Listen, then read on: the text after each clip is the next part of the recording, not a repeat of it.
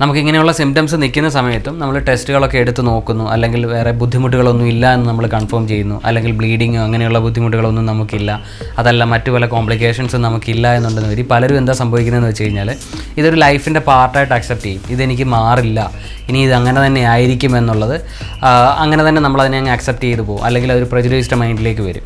അപ്പോൾ നമ്മൾ മനസ്സിലാക്കേണ്ട ഒരു കാര്യം, ഇതൊരു തീർച്ചയായും ഒരു അസുഖമാണ്. IBS അല്ലെങ്കിൽ ഇറിറ്റബിൾ ബൗൾ സിൻഡ്രോം എന്ന് കേൾക്കുമ്പോൾ ഇതൊരു അവസ്ഥയാണ്. മുതിർന്നവരിൽ മാത്രമല്ല, കുട്ടികൾക്കും ഇത് വരാം. അത് കുട്ടികളെ സംബന്ധിച്ചിടത്തോളം അവർക്ക് പ്രധാനമായിട്ടും വരുന്നൊരു പ്രശ്നം എന്ന് വെച്ച് കഴിഞ്ഞാൽ അവരുടെ പഠിത്തത്തെ ഇത് ബാധിക്കുകയാണ് ചെയ്യുന്നത്. അവരുടെ സ്റ്റഡീസിനെ ഇത് തീർച്ചയായും ബാധിക്കും. കാര്യം എപ്പോഴും ടോയ്ലറ്റിൽ പോകണമെങ്കിലും അവർക്കൊരു സാറ്റിസ്ഫാക്ഷൻ കിട്ടാതിരിക്കുക, എപ്പോഴും ഒരു വയറിന് ഇറിറ്റേഷനൊക്കെ ഉണ്ടാവുക എന്ന് വെച്ച് കഴിഞ്ഞാൽ കുട്ടികളെ ഇത് തീർച്ചയായും അവരുടെ പഠിത്തത്തെയും ബാധിക്കും. ഇതിങ്ങനെ നമ്മൾ മാറ്റിയെടുക്കുന്നതിലൂടെ നമ്മുടെ ഒരു ക്വാളിറ്റി ഓഫ് ലൈഫ്, അല്ലെങ്കിൽ നമ്മുടെ ഒരു ലൈഫിൻ്റെ ക്വാളിറ്റി തന്നെയാണ് നമ്മൾ മാറ്റുന്നത്. അതല്ലെങ്കിൽ നമുക്ക് പ്രൊഡക്റ്റീവായിട്ടുള്ള വർക്ക് ചെയ്യാനും നമ്മുടെ വർക്കിൽ നമുക്ക് കോൺസെൻട്രേറ്റ് ചെയ്യാനും, കുട്ടികളാണെങ്കിൽ അവർക്ക് 100% അവരുടെ പഠനത്തിൽ കോൺസെൻട്രേറ്റ് ചെയ്യാനും അവർക്ക് സാധിക്കുന്നതാണ്. നമസ്കാരം, ഞാൻ ഡോക്ടർ മഹേഷ്. ഇന്ന് നമ്മൾ പറയാൻ പോകുന്നത് സാധാരണഗതിയിൽ ക്ലിനിക്കുകളിൽ കോമൺ ആയിട്ട് കാണപ്പെടുന്ന ഒരു അസുഖത്തെ പറ്റിയിട്ടാണ്. അത് ഇറിറ്റബിൾ ബൗൾ സിൻഡ്രോം എന്ന് പറയും. അതിനെപ്പറ്റി പറയുകയാണെങ്കിൽ സാധാരണഗതിയിൽ പലർക്കും ഉണ്ടെങ്കിലും പലരും ഇതൊരു അസുഖമാണ് എന്ന് തിരിച്ചറിയാത്തൊരു അസുഖമാണ് ഇറിറ്റബിൾ ബൗൾ സിൻഡ്രോം എന്ന് പറയുന്നത്. കാരണമെന്ന് പറയുന്നത് ഇതിനെ കോംപ്ലിക്കേഷൻ എന്നതിലുപരി ഇത് നമ്മളുടെ ഒരു ഡേ ടു ഡേ ലൈഫിൻ്റെ അല്ലെങ്കിൽ ഒരു ക്വാളിറ്റി ഓഫ് ലൈഫിനെയാണ് ബാധിക്കുന്നത്. അപ്പം ഇറിറ്റബിൾ ബൗൾ സിൻഡ്രോത്തെ പറ്റി പറയുകയാണെങ്കിൽ വയറ് മുറുക്കമായിട്ടുണ്ടാകാം, ചിലപ്പോൾ ഒരു അബ്ഡമിനൽ ബ്ലോട്ടിങ് വന്നു എന്നിരിക്കും, അതായത് നമുക്കൊരു വയറ് വീർത്തിരിക്കുന്ന പോലെയോ അല്ലെങ്കിൽ നമുക്ക് വയറിലൊരു ഗ്യാസ് കയറിയിരിക്കുന്ന പോലെയൊക്കെ സാധാരണഗതിയിൽ ഉണ്ടാവാം. അപ്പം ഇത് സാധാരണഗതിയിൽ വരുന്ന ചില ബുദ്ധിമുട്ടുകളാണ്. നമുക്കിങ്ങനെയുള്ള സിംറ്റംസ് നിൽക്കുന്ന സമയത്തും നമ്മൾ ടെസ്റ്റുകളൊക്കെ എടുത്ത് നോക്കുന്നു, അല്ലെങ്കിൽ വേറെ ബുദ്ധിമുട്ടുകളൊന്നും ഇല്ല എന്ന് നമ്മൾ കൺഫേം ചെയ്യുന്നു, അല്ലെങ്കിൽ ബ്ലീഡിങ്ങോ അങ്ങനെയുള്ള ബുദ്ധിമുട്ടുകളൊന്നും നമുക്കില്ല, അതല്ല മറ്റു പല കോംപ്ലിക്കേഷൻസും നമുക്കില്ല എന്നുണ്ടെന്ന് വരി പലരും എന്താ സംഭവിക്കുന്നതെന്ന് വെച്ച് കഴിഞ്ഞാൽ ഇതൊരു ലൈഫിൻ്റെ പാർട്ടായിട്ട് അക്സെപ്റ്റ് ചെയ്യും. ഇതെനിക്ക് മാറില്ല, ഇനി ഇത് അങ്ങനെ തന്നെ ആയിരിക്കും എന്നുള്ളത് അങ്ങനെ തന്നെ നമ്മളതിനെ അങ്ങ് അക്സെപ്റ്റ് ചെയ്ത് പോകും, അല്ലെങ്കിൽ അതൊരു പ്രജുഡൈസ്ഡ് മൈൻഡിലേക്ക് വരും. അപ്പോൾ നമ്മൾ മനസ്സിലാക്കേണ്ട ഒരു കാര്യം, ഇതൊരു തീർച്ചയായും ഒരു അസുഖമാണ്. IBS അല്ലെങ്കിൽ ഇറിറ്റബിൾ ബൗൾ സിൻഡ്രോം എന്ന് കേൾക്കുമ്പോൾ ഇതൊരു അവസ്ഥയാണ്. ഇതിനെ നമ്മൾ ഓവറായിട്ട് പേടിക്കുകയല്ല വേണ്ടത്. ഇതിന് നമുക്ക് പ്രോപ്പറായിട്ടുള്ള മെഡിസിൻസ് ഹോമിയോപ്പതിയെ സംബന്ധിച്ചിടത്തോളം ഇതിന് നമുക്ക് വളരെ പ്രോപ്പറായിട്ടുള്ള മെഡിസിൻസ് ഉണ്ട്, നമുക്കത് മാറ്റിയെടുക്കാൻ സാധിക്കും. പിന്നെ നമ്മൾ ശ്രദ്ധിക്കേണ്ട ഒരു കാര്യം, ഇത് മുതിർന്നവരിൽ മാത്രമല്ല കുട്ടികൾക്കും ഇത് വരാം. അത് കുട്ടികളെ സംബന്ധിച്ചിടത്തോളം അവർക്ക് പ്രധാനമായിട്ടും വരുന്നൊരു പ്രശ്നം എന്ന് വെച്ച് കഴിഞ്ഞാൽ അവരുടെ പഠിത്തത്തെ ഇത് ബാധിക്കുകയാണ് ചെയ്യുന്നത്. അവരുടെ സ്റ്റഡീസിനെ ഇത് തീർച്ചയായും ബാധിക്കും. കാര്യം എപ്പോഴും ടോയ്ലറ്റിൽ പോകണമെങ്കിലും അവർക്കൊരു സാറ്റിസ്ഫാക്ഷൻ കിട്ടാതിരിക്കുക, എപ്പോഴും ഒരു വയറിന് ഇറിറ്റേഷനൊക്കെ ഉണ്ടാവുക എന്ന് വെച്ച് കഴിഞ്ഞാൽ കുട്ടികളെ ഇത് തീർച്ചയായും അവരുടെ പഠിത്തത്തെയും ബാധിക്കും. അപ്പോൾ നമ്മൾ തീർച്ചയായും ചെയ്യേണ്ട ഒരു കാര്യമെന്ന് വെച്ച് കഴിഞ്ഞാൽ ഇതൊരു മൈൽഡ് സിംറ്റംസ് ആണെന്നുണ്ടെന്ന് വരിയിൽ നമ്മൾ ഡയറ്റുകൾ ചെയ്ത് നോക്കുക. IBSൻ്റേതായിട്ടുള്ള പ്രോപ്പറായിട്ടുള്ള ഡയറ്റുകൾ നമ്മൾ ചെയ്ത് നോക്കുക. അതേപോലെ തന്നെ നമ്മൾ ഫുഡുകൾ റൂൾ ഔട്ട് ചെയ്യുക. ഇന്ന ഫുഡുകൾ കഴിച്ച് കഴിഞ്ഞ് കഴിഞ്ഞാൽ ബുദ്ധിമുട്ട് വരുന്നുണ്ട് എന്ന് വരി നമ്മളത് എഴുതി വെച്ച് നോക്കുക. ഇപ്പം സിമ്പിളായിട്ട് പറഞ്ഞു കഴിഞ്ഞാൽ, ഇപ്പോൾ നമ്മൾ ഫുഡ് കഴിക്കുന്നുണ്ടെങ്കിൽ ഇപ്പോൾ ഒരാഴ്ച നമ്മൾ എടുക്കുകയാണെങ്കിൽ ആ ഒരാഴ്ച കഴിക്കുന്ന എല്ലാ ഫുഡുകളും നമ്മളൊന്ന് എഴുതി വെച്ച് നോക്കുക. അപ്പോൾ ഇതിനകത്തിൽ ഇപ്പം ഏത് ഫുഡ് കഴിക്കുമ്പോഴാണ് കോമൺ ആയിട്ട് പ്രശ്നം വരുന്നതെന്നുള്ളത് നമുക്ക് ആ ഒരു സമയത്ത് ഒരാഴ്ച കൊണ്ട് തന്നെ നമുക്കൊരു 1-2 ആഴ്ച നമ്മൾ ടെസ്റ്റ് ചെയ്ത് നോക്കി അങ്ങനെ ഒന്ന് എഴുതി വെച്ച് കഴിഞ്ഞാൽ നമ്മൾ കഴിക്കുന്ന എന്തൊക്കെ ഫുഡാണ്, അതിനകത്തിൽ എന്തൊക്കെയുണ്ട് നമുക്ക് തീർച്ചയായും അറിയാം. അപ്പം നമ്മൾ ഒരാഴ്ചയോ അല്ലെങ്കിൽ 2 ആഴ്ചയോ ഇങ്ങനെ എഴുതി വെച്ച് കഴിഞ്ഞാൽ ഏതൊക്കെ ഫുഡ് കഴിക്കുമ്പോഴാണ് നമുക്ക് ഈ പ്രശ്നം ഉണ്ടാകുന്നതെന്ന് നമുക്ക് മനസ്സിലാവും. അപ്പം അത് ഏതൊക്കെയാണ് റൂൾ ഔട്ട്, എന്നിട്ട് അത് നമ്മൾ ചെയ്യേണ്ട ഒരു കാര്യം എഗെയിൻ അതൊന്ന് ട്രൈ ചെയ്ത് നോക്കുക, എന്നിട്ട് അതൊന്ന് അവോയ്ഡ് ചെയ്ത് നോക്കുക. അപ്പോൾ അങ്ങനെ വരുമ്പോൾ ഇത് ഏതൊക്കെ അവോയ്ഡ് ചെയ്യുമ്പോഴാണ് ഈ ഒരു പ്രശ്നം സോൾവ് ആകുന്നത് നോക്കിക്കഴിഞ്ഞാൽ നമുക്ക് ചെറിയ സിംറ്റംസ് ഒക്കെ ആണെങ്കിൽ വളരെ സിമ്പിളായിട്ട് തന്നെ കണ്ടെത്താൻ സാധിക്കും ഇന്ന ഫുഡ് കൊണ്ടാണ് ഈ ഒരു പ്രശ്നം വരുന്നത് എന്നുള്ളത്. അപ്പോൾ അങ്ങനെയുള്ള ഫുഡുകൾ നമ്മളൊന്ന് അവോയ്ഡ് ചെയ്യുക. അതുകൊണ്ട് പറ്റുന്നില്ല എന്ന് വരിയിൽ നമ്മൾ തീർച്ചയായും ഒരു ഫിസിഷ്യനെ കണ്ടിട്ട് അതിനുള്ള ട്രീറ്റ്മെൻറ്റ് എടുത്തു കഴിഞ്ഞ് കഴിഞ്ഞാൽ തന്നെ ഇത് നമുക്ക് വളരെ നിസ്സാരമായിട്ടും വളരെ ലളിതമായിട്ടും ഇത് മാറ്റിയെടുക്കാൻ പറ്റുന്ന ഒന്ന് തന്നെയാണ്. അപ്പോൾ ഇതിൻ്റെ കാരണങ്ങളെപ്പറ്റി നമ്മൾ എടുത്തു കഴിഞ്ഞ് കഴിഞ്ഞാൽ ഇതിനങ്ങനെ പ്രത്യേകിച്ച് കാരണം ഉണ്ട് എന്ന് ഇതുവരെ കണ്ടെത്തിയിട്ടില്ല. ഇതിന് അഫക്റ്റ് ചെയ്യുന്ന കുറച്ച് കാര്യങ്ങൾ നമ്മൾ നോക്കിക്കഴിഞ്ഞാൽ സാധാരണഗതിയിൽ സ്ട്രെസ് ഒരു വലിയ ഫാക്ടറാണ്. അപ്പോൾ സ്ട്രെസ്സ് കൂടുതലായിട്ടുള്ള ആൾക്കാരിൽ സാധാരണഗതിയിൽ ഈ പറയുന്ന ഇറിറ്റബിൾ ബൗൾ സിൻഡ്രോം ഉണ്ടാകാനുള്ള സാധ്യത വളരെ കൂടുതലാണെന്ന് ചില പഠനങ്ങൾ പറയുന്നുണ്ട്. പിന്നെ ഉള്ളത് ഒരു സാധ്യത കൂടുതലായിട്ടുള്ളത് പൊതുവേ ഒബേസിറ്റി ഉള്ളവരിൽ, അതായത് അമിതവണ്ണം ഉള്ളവരിലും ഇതിനുള്ള സാധ്യത വളരെ കൂടുതലാണെന്ന് പറയപ്പെടുന്നു. അതേപോലെ തന്നെയാണ് വൈറ്റമിൻ ഡി ഡെഫിഷ്യൻസി ഉള്ളവരിൽ ഇത് കോമൺ ആയിട്ട് കാണപ്പെടുന്നു. അതേപോലെ തന്നെ ഫാമിലി ഹിസ്റ്ററിയിൽ ഇറിറ്റബിൾ ബൗൾ സിൻഡ്രോം അതല്ല എങ്കിൽ GIT ട്രാക്കിൽ എന്തെങ്കിലും ഡിസോർഡർ ഉണ്ട് എങ്കിൽ അടുത്തൊരു തലമുറയിലേക്ക് ഒരു ചാൻസസുകൾ ഉണ്ട് എന്ന് പറയപ്പെടുന്നു. അതേപോലെ തന്നെ ബാക്ടീരിയൽ ഓവർ ഗ്രോത്ത്, നമ്മുടെ ഇൻറ്റസ്റ്റൈനിലുള്ള ബാക്ടീരിയൽ ഓവർ ഗ്രോത്ത് മൂലവും ഇത് കാണപ്പെടാനുള്ള സാധ്യത കൂടുതലാണ് എന്ന് പറയപ്പെടുന്നു. അപ്പം ഇങ്ങനെയൊക്കെയാണ് ഇതിനുള്ള കോമൺ ആയിട്ടുള്ള കാരണങ്ങൾ എന്ന് പറയുന്നത്.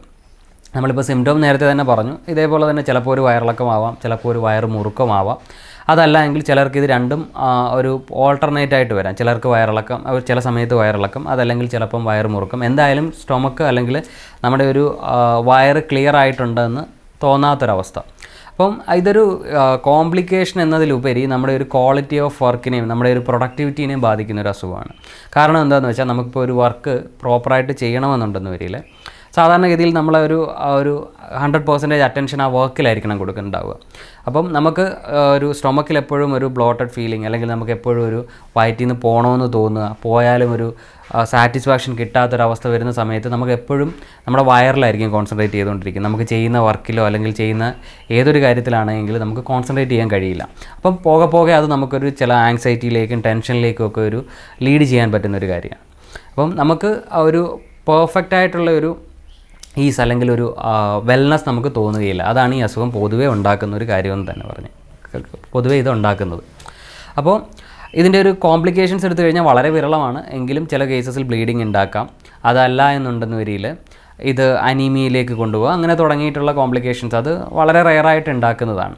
അപ്പോൾ ഇതിൻ്റെ ട്രീറ്റ്മെൻറ്റ് സൈഡിൽ അല്ലെങ്കിൽ കണ്ടെത്തുന്നതും എങ്ങനെയെന്ന് വെച്ച് കഴിഞ്ഞാൽ നമുക്കിതിനങ്ങനെ ഒരു സ്പെസിഫിക് ടെസ്റ്റ് എന്നതിലുപരി ഇപ്പം നമുക്കൊരു കോമൺ ആയിട്ട് കാണുന്ന കുറേ കാര്യങ്ങളുണ്ടാവും. ഇപ്പോൾ സാധാരണഗതിയിൽ ഇപ്പം IBD പോലെയുള്ള ഇൻഫ്ലമേറ്ററി ബവൽ ഡിസീസ് പോലെയോ അല്ലെങ്കിൽ അൾസർ പോലെയോ ഗ്യാസ്ട്രൈറ്റിസ് പോലെയുള്ള ബുദ്ധിമുട്ടുകൾ സാധാരണ അങ്ങനെയൊന്നുമില്ല എന്നുണ്ടെന്ന് വരികയിലാണ്. അങ്ങനെയൊന്നുമില്ല എങ്കിൽ പിന്നെ വരാനുള്ള സാധ്യത IBS ആണ് എന്നാണ് സാധാരണഗതിയിൽ നമുക്കിതിനെ ഐഡൻറ്റിഫൈ ചെയ്യാമെന്ന് പറയുന്നത്. അതുകൊണ്ടാണ് ഞാൻ പറഞ്ഞത് ഇതിന് പ്രത്യേകിച്ച് വലിയ ഇൻഫ്ലമേഷൻസോ അല്ലെങ്കിൽ നമ്മുടെ ഇൻറ്റസ്റ്റൈനിൽ വലിയൊരു ചേഞ്ചസോ ഇതുണ്ടാക്കുന്നില്ല. പകരം ഇതുണ്ടാക്കുന്നത് നമ്മുടെ എന്താ പറയുക ഡേ ടു ഡേ ലൈഫിനെ അഫക്റ്റ് ചെയ്യുകയാണ് ചെയ്യുന്നത്.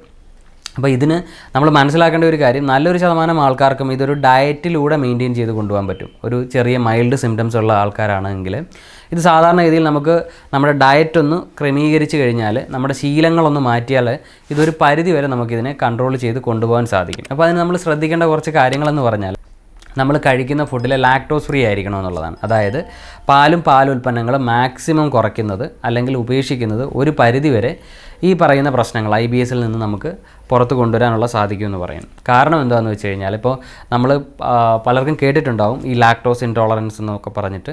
സാധാരണ രീതിയിൽ ഇതിപ്പം നമുക്ക് മനസ്സിലാവാൻ പറഞ്ഞു കഴിഞ്ഞാൽ പ്രധാനമായിട്ട് നമുക്കിപ്പോൾ കുട്ടികളിലാണ് കോമൺ ആയിട്ട് കാണുന്നതുകൊണ്ട് തന്നെ അതിൻ്റെ സിംറ്റംസ് പറയാം. എന്താണെന്ന് വെച്ച് കഴിഞ്ഞാൽ, ഇപ്പോൾ ചില കുട്ടികൾക്ക് സാധാരണ ഇപ്പോൾ പശുവും പാലോ അങ്ങനെയുള്ള നമ്മൾ പുറത്തുനിന്ന് മേടിക്കുന്ന പാലുകൾ കൊടുത്തു കഴിഞ്ഞ് കഴിഞ്ഞാൽ ഈ തൈര് പോലെ വൊമിറ്റ് ചെയ്യുന്നു, കഴിച്ചാൽ ഉടനെ ചിലർക്ക് ഡയറിയ വരുന്നു.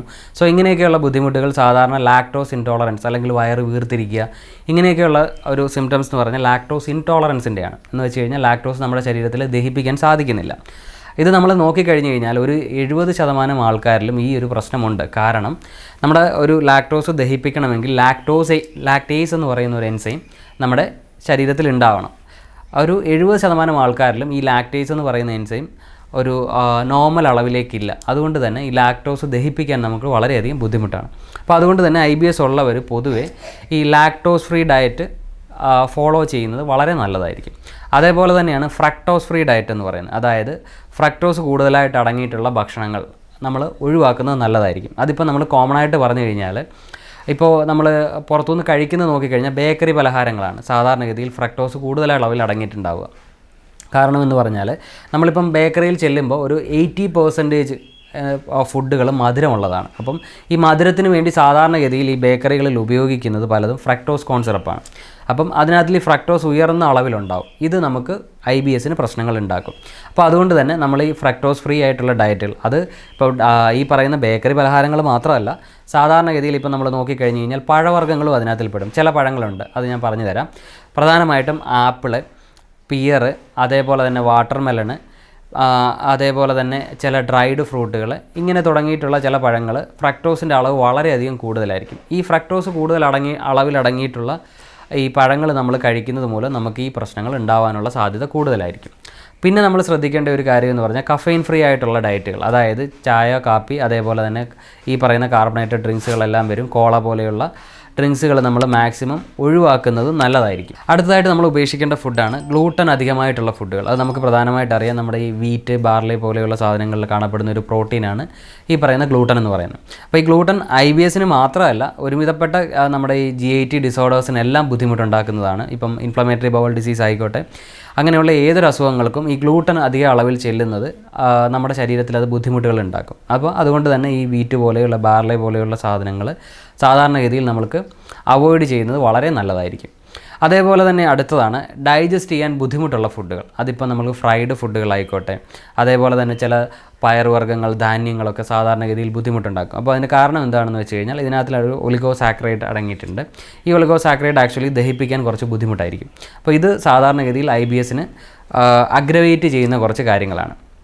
അതേപോലെ തന്നെയാണ് ഈ ഉള്ളി, വെളുത്തുള്ളി പോലെയുള്ള ഇതിനകത്തിൽ അടങ്ങിയിരിക്കുന്ന ഫ്രക്ടൻസ്, അതും ഒരു ഒലിഗോസാക്കറൈഡാണ്. ഇതും ആക്ച്വലി നമ്മുടെ ശരീരത്തിൽ ഈ IBS ഉള്ളവരിൽ ഇത് ബുദ്ധിമുട്ടുകൾ കൂടുതലായിട്ട് ഉണ്ടാക്കുന്നുണ്ട്. അപ്പോൾ അതേപോലെ തന്നെ ഇങ്ങനെയുള്ള ദഹിക്കാൻ ബുദ്ധിമുട്ടുള്ള സാധാരണയുള്ള ഫുഡുകൾ നമ്മൾ അവോയ്ഡ് ചെയ്യുന്നത് വളരെ നല്ലതായിരിക്കും. പിന്നെ ഉള്ളതാണ് നമ്മുടെ ഈ ആൽക്കഹോൾ, ബിയർ തുടങ്ങിയിട്ടുള്ള ഈ സാധനങ്ങൾ നമ്മൾ മാക്സിമം നമ്മുടെ ഡയറ്റിൽ നിന്ന് മാറ്റി നിർത്തുന്നത്, അല്ലെങ്കിൽ നമ്മുടെ ഹാബിറ്റിൽ നിന്ന് മാറ്റി നിർത്തുന്നത് വളരെ നല്ലതായിരിക്കും. കാരണം എന്താണെന്ന് വെച്ചാൽ ബിയർ നമുക്ക് നേരത്തെ അറിയാം, നമ്മൾ എടുക്കുന്നത് അതും ഒരു ബാർലയിൽ നിന്ന് എടുക്കുന്നതാണ്. അത് ഒരു ഈ പറയുന്ന പോലെ കൂടുതൽ അളവിൽ ഗ്ലൂട്ടൻ അടങ്ങിയിട്ടുണ്ട്. അപ്പോൾ അത് തന്നെ നമുക്കതൊരു ഇറിറ്റബിൾ ബൗൾ സിൻഡ്രോം ഉണ്ടാക്കാനുള്ള സാധിക്കുന്നതാണ്. അതേപോലെ തന്നെ നമ്മളീ പറയുന്ന ആൽക്കഹോൾ IBSന് മാത്രമല്ല, ഒരുവിധപ്പെട്ടുള്ള എല്ലാ അസുഖങ്ങൾക്കും ആൽക്കഹോൾ എടുക്കുന്നത് നിർത്തുന്നത് വളരെ നന്നായിരിക്കും. അതേപോലെ തന്നെ നമുക്കിപ്പോൾ ഡൈജസ്റ്റ് ചെയ്യാൻ ബുദ്ധിമുട്ടുള്ള വെജിറ്റബിൾസും ഉണ്ട്. അതിപ്പം നമ്മളിപ്പം ഈ ബ്രോക്കോളി പോലെ ക്രൂസിഫോം വെജിറ്റബിൾസ് എന്ന് പറയും, ക്യാബേജ് പോലെയുള്ള പച്ചക്കറികൾ നമ്മൾ ഫുഡിൽ ഉൾപ്പെടുത്താതിരിക്കുന്നത് ഒരു പരിധി വരെ നമുക്ക് ഈ IBSൻ്റെ സിംറ്റംസിനെ സബ്സൈഡ് ചെയ്യാനോ, അല്ലെങ്കിൽ IBSൻ്റെ സിംറ്റത്തിൽ നിന്ന് യാതൊരുവിധ നമുക്കിപ്പോൾ മെഡിക്കേഷൻസ് ഇല്ലാതെ നമുക്ക് പുറത്തു വരാനുള്ള ഹെൽപ്പ് ചെയ്യുന്ന ഒന്ന് തന്നെയാണ്. അപ്പം കൂടുതൽ മസാല അടങ്ങിയ ഫുഡുകൾ, കൂടുതൽ സ്പൈസി ആയിട്ടുള്ള ഫുഡുകൾ, ഇങ്ങനെ തുടങ്ങിയിട്ടുള്ള ഫുഡുകൾ നമ്മൾ മാക്സിമം അവോയ്ഡ് ചെയ്യുന്നത് തന്നെ വളരെ നന്നായിരിക്കും. അപ്പോൾ ഈ ഒരു 5 ടൈപ്പ് ഫുഡുകളും പ്ലസ് ഇതിൻ്റെ കൂടെ ആൽക്കഹോൾ, ബിയറും കൂടെ നമ്മൾ നിർത്താൻ സാധിക്കുകയാണെങ്കിൽ ഒരു പരിധി വരെയുള്ള പ്രശ്നങ്ങളെല്ലാം അതിൽ നിന്ന് നമുക്ക് പുറത്തു വരാൻ സാധിക്കുന്നതാണ്. പിന്നെയുള്ളത് നമുക്കപ്പോൾ എന്തൊക്കെ കഴിക്കാമെന്നുള്ളതാണ്. അപ്പോൾ ഈ പഴവർഗ്ഗങ്ങൾ നോക്കിക്കഴിഞ്ഞാൽ വൈറ്റമിൻ C റിച്ച് ആയിട്ടുള്ള ഫ്രൂട്ടുകളെല്ലാം കഴിക്കാം നമുക്ക്. അതിപ്പം ചില ഈ പറയുന്ന പോലെ ഓറഞ്ച്, നാരങ്ങ, മൂസമ്പി അങ്ങനെയുള്ള ബെറീസ്, ബ്ലൂബെറി, റാസ്ബെറി അങ്ങനെയുള്ള ബെറീസ് ധാരാളമായിട്ട് കഴിക്കാം. അങ്ങനെയുള്ള ഫ്രൂട്ട്സുകളെല്ലാം നമുക്ക് ധാരാളം, അതായത് ഫ്രക്ടോസ് കുറഞ്ഞ ഫുഡുകൾ അല്ലെങ്കിൽ ഫ്രൂട്ട്സുകൾ നമുക്ക് ധാരാളം കഴിക്കുന്നത് കൊണ്ട് പ്രത്യേകിച്ച് വലിയ പ്രശ്നങ്ങൾ ഉണ്ടാക്കുന്നില്ല, മറിച്ച് അത് ഇമ്മ്യൂണിറ്റിയെ ബൂസ്റ്റ് ചെയ്യുകയും ചെയ്യും. ഇപ്പോൾ നമ്മൾ ഇതിൻ്റെ ഒരു IBSൻ്റെ ട്രീറ്റ്മെൻറ്റ് സൈഡിലേക്ക് നമുക്ക് വന്നു കഴിഞ്ഞാൽ തന്നെ ഇപ്പോൾ IBSന് നമുക്ക് 100 കണക്കിന് മെഡിസിൻസ് അവൈലബിൾ ആണ്. അപ്പം ആളുടെ സിംറ്റംസ് അനുസരിച്ച് എന്തൊക്കെയാണ് സിംറ്റംസ് അല്ലെങ്കിൽ എന്തൊക്കെയാണ് ബുദ്ധിമുട്ട് എന്ന് നോക്കി നമുക്ക് വളരെ പെട്ടെന്ന് തന്നെ ആളിനെ ഒന്ന് റിക്കവർ ചെയ്തെടുക്കാൻ സാധിക്കുന്നതാണ്. അതിനുശേഷം അവർക്ക് ഡയറ്റും അവരുടെ ഒരു മാനേജ്മെൻറ്റും കൊണ്ട് തന്നെ ഇതിനകത്ത് നിന്നൊരു പൂർണ്ണമായിട്ടുള്ളൊരു റിക്കവറി സാധിക്കുന്നതാണ്. അപ്പം ഞാൻ നേരത്തെ പറഞ്ഞ പോലെ തന്നെ ഇതൊരു ലൈഫ് ത്രെട്ടനിങ് കോംപ്ലിക്കേഷൻ എന്നതിലുപരി ഇത് നമ്മുടെ ക്വാളിറ്റി ഓഫ് ലൈഫിനെ, അല്ലെങ്കിൽ നമ്മുടെ ഡേ ടു ഡേ വർക്കിനെയാണ് ഇത് ബാധിക്കുന്നത്. അപ്പോൾ അതുകൊണ്ട് തന്നെ നമുക്ക് കോംപ്ലിക്കേഷൻ എന്നതിലുപരി നമ്മൾ ശ്രദ്ധിക്കേണ്ട ഒരു കാര്യം എന്ന് വെച്ച് കഴിഞ്ഞാൽ നമുക്ക് മറ്റുള്ള ബുദ്ധിമുട്ട്, കാര്യം നമ്മുടെ വർക്കിൽ റിലേറ്റഡ് ആയിട്ട് ആയിക്കോട്ടെ, നമ്മുടെ ഡേ ടു ഡേ ലൈഫ് ആയിക്കോട്ടെ, ഇത് അഫക്റ്റ് ചെയ്യാതിരിക്കുക എന്നുള്ളതാണ്. അപ്പോൾ നമുക്കത് മരുന്നുകൊണ്ട് തന്നെ ഇത് പൂർണ്ണമായിട്ട് മാറ്റിയെടുക്കാൻ സാധിക്കും. അതേപോലെ തന്നെ ഇതിൻ്റെ റിക്കറൻസി വരുന്നതും തടയാനും സാധിക്കും. അപ്പോൾ അതുമൂലം നമുക്ക് ഒരു പെർഫെക്റ്റ് ഈസിലേക്ക്, അല്ലെങ്കിൽ നമുക്കൊരു പെർഫെക്റ്റ് ഹെൽത്തിലേക്ക് പോകാനും സാധിക്കും. ഇതിങ്ങനെ നമ്മൾ മാറ്റിയെടുക്കുന്നതിലൂടെ നമ്മുടെ ഒരു ക്വാളിറ്റി ഓഫ് ലൈഫ്, അല്ലെങ്കിൽ നമ്മുടെ ഒരു ലൈഫിൻ്റെ ക്വാളിറ്റി തന്നെയാണ് നമ്മൾ മാറ്റുന്നത്. അതല്ലെങ്കിൽ നമുക്ക് പ്രൊഡക്റ്റീവായിട്ടുള്ള വർക്ക് ചെയ്യാനും നമ്മുടെ വർക്കിൽ നമുക്ക് കോൺസെൻട്രേറ്റ് ചെയ്യാനും, കുട്ടികളാണെങ്കിൽ അവർക്ക് 100% അവരുടെ പഠനത്തിൽ കോൺസെൻട്രേറ്റ് ചെയ്യാനും അവർക്ക് സാധിക്കുന്നതാണ്. അപ്പോൾ അതുപോലെ നമ്മുടെ ഒരു ലൈഫിൻ്റെ ക്വാളിറ്റി തന്നെ നമുക്ക് ഇമ്പ്രൂവ് ചെയ്ത് തരുന്നു. ഈ ഒരു വീഡിയോ നിങ്ങൾക്ക് എല്ലാവർക്കും ഇഷ്ടപ്പെട്ടു എന്ന് വിചാരിക്കുന്നു.